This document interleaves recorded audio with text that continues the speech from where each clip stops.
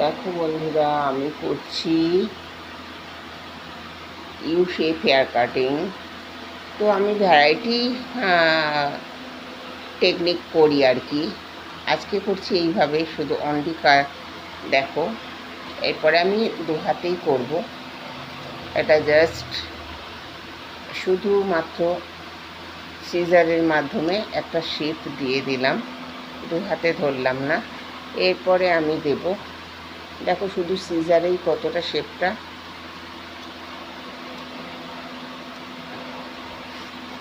এসে গেল। দেখো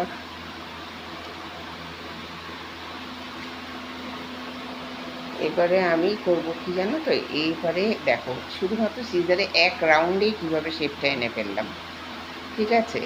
এরপরে আমি দু হাতে ধরে এটাকে শেপ করব, ঠিক আছে।